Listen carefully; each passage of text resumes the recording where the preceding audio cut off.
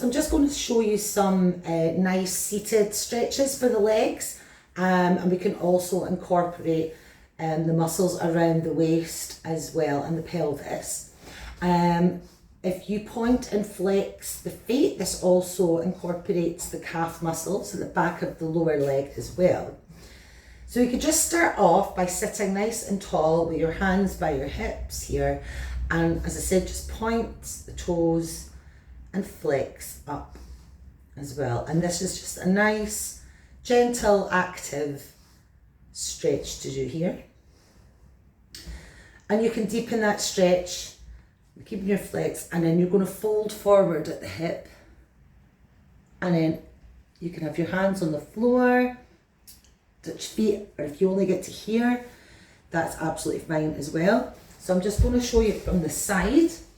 So we're not rounding the back and trying to get down like this. We're going to fold and hinge from the hips. So the point is to get your chest, trying to point that down towards the knees and the leg area.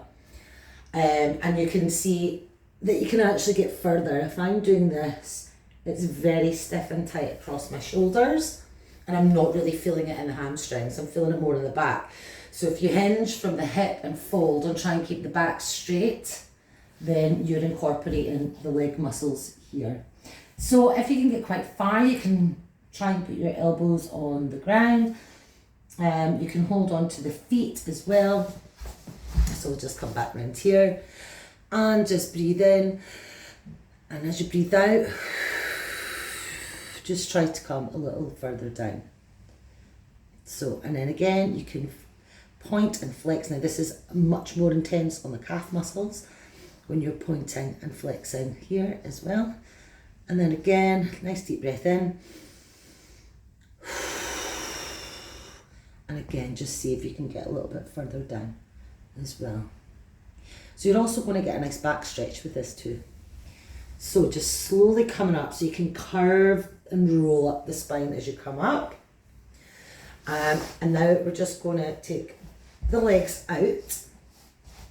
So we're going to incorporate the adductor muscles, which are on the inside of the thigh, the hamstrings again, and the calf muscles too. So I'm going to start with actually the waist here. So we're just going to bring one arm across. So I'm bringing my right arm to the left leg, and I'm going to straighten the left arm, and I'm going to side bend. And again, if you can only get to here, you can put your arm behind. That's absolutely fine. And I'm just going to bring the arm across, and I'm just going to side bend here.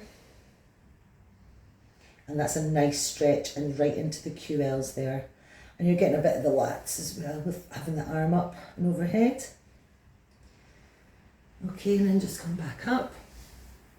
And then to the other side. So try not to tip forward or back. You know, if you can touch your, grab your foot there. And you just go as deep as you want to go. I'm really quite tight here, so that's fine. And then you can come back up. Another way to do that is, so this is like the your QL muscles, to incorporate the leg muscles too, and you could come over and then you shift your body down and chest to knee or thigh, and you get a nice hamstring and calf stretch there as well. So I'll show you on this side. So we're side bending over, we're then bringing the body in towards the leg facing down, and have that chest on your thigh, and that's like a nice stretch right up here. Now you can do the inside a little bit more intensely. So we're going to start by coming out, and then just slowly walking the hands around to each foot. And then as you breathe in, as you breathe out, you can take that stretch a little further out and coming round. So again, this is a really nice mobilisation for the spine as well. as getting that stretch in to your adductors and your hamstrings. So again, you can point and flex the feet as you're doing it, and that just gives it a little bit more intensity, and it just reaches the calf a little bit better as well. So we can sit here for a little bit, pointing and flexing the feet.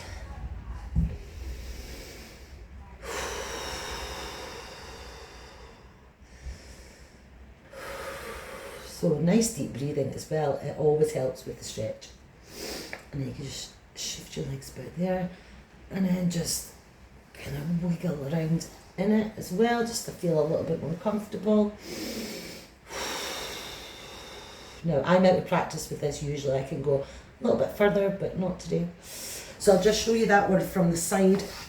So again, you've got your back nice and straight there, and you're hinging from the hip forward. So your chest is coming forward and your chin's pointing forward, like so, not like this. Okay? So always remember the hinge there. Sometimes just lifting up the butt can sometimes help if you find that position a little tricky, or you could sit with a cushion under your butt as well. It kind of tilts your pelvis forward if you find that difficult to do. So there is some nice stretching and mobilising all at once while sitting on your butt. Bonus.